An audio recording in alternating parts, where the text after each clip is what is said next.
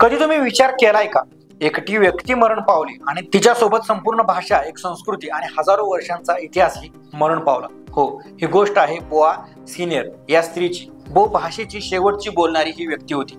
बो भाषा ही एक अंदमान आणि निकोबार बेटावरील बो जमातीची मातृभाषा होती.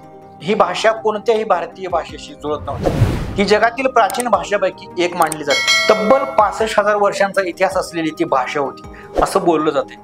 पण एक दिवस असा आला ज्या दिवशी ही भाषा कायमची संपली. बोआ सिनियर अंदमानमधील शेवटची बो भाषा बोलणारी ती व्यक्ती होती. ती बो जमातीची सदस्य होती. हिंदी आणि थोडंसं इंग्रजी तिला समजत होतं, पण तिचं खरं अस्तित्व होतं ते म्हणजे बो भाषेत.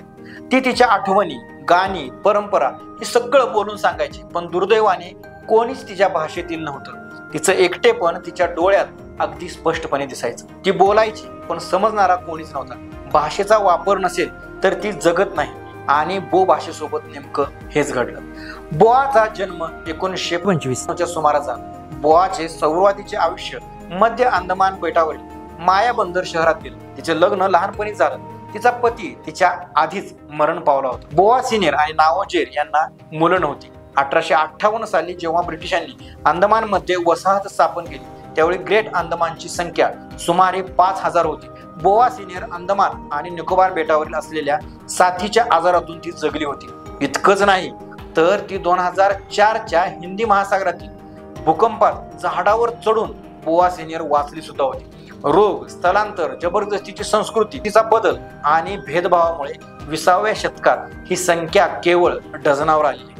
बहुतेक एखाद्याची संस्कृती संपवणं ही त्या काळी ब्रिटिशांचं पहिलं पाऊल असायचं. एखादी राजवट दुसरी संस्कृती कशी संपवते हे जर पाहायचं असेल तर पुढला सगळा क्रम पहा.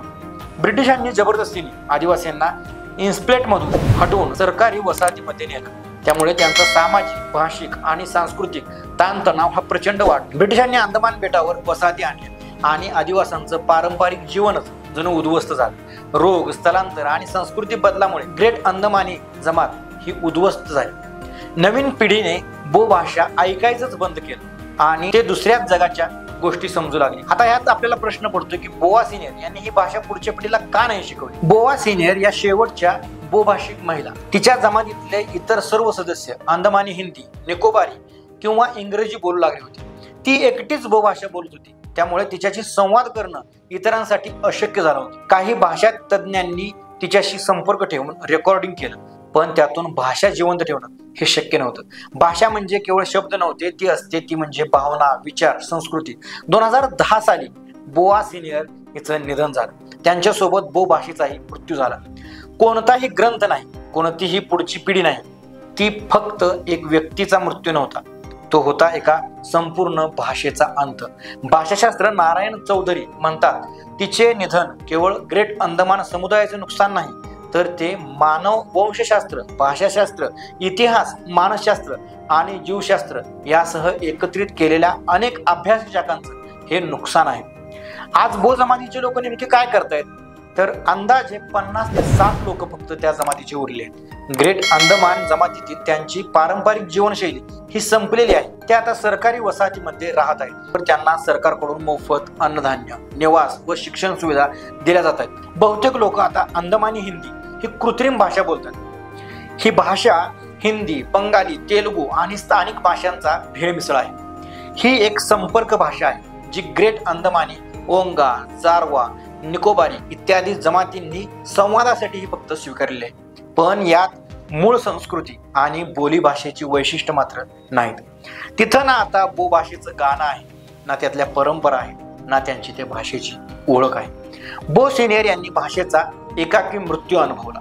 बो सिनियर गेली, बो भाषा गेली, पण तिची गोष्ट आपल्याला शिकवते की फक्त सरकारी योजना नाही, तर समाजाची जबाबदारी आहे भाषेला जिवंत ठेवण्याची. मातृभाषेला अभिमानाने बोलणं आणि पुढील पिढीला शिकवणं हेच बो भाषा वाचली नाही यामागचं नेमकं उत्तर आहे. आज ही भारतात 190हून अधिक भाषा अशा आहेत ज्या लुप्त होण्याच्या मार्गावर आहेत. भाषा फक्त संवादाचं माध्यम नसतं, ती असते ओळख, इतिहास, संस्कृती. आपणही आज आपल्या मातृभाषा, बोलीभाषेकडे दुर्लक्ष करत आहोत आणि जर आपण जाग झालो नाही तर भविष्यात अनेक बो सिनियर तयार होतील आणि त्या न बोलता हरवून जातील. भाषा जपा, कारण ती गेली तर ओळख जाते. भाषा माणूस घडवते आणि माणूस भाषा वाचवतो. आता मराठी भाषेवरती जो काही घाला घालण्याचा प्रयत्न चालू आहे, तर मराठी भाषेची पुढे जाऊन अशी स्थिती होऊ शकेल का, याबद्दल तुम्हाला काय वाटते हे कमेंट करून सांगायला विसरू नका.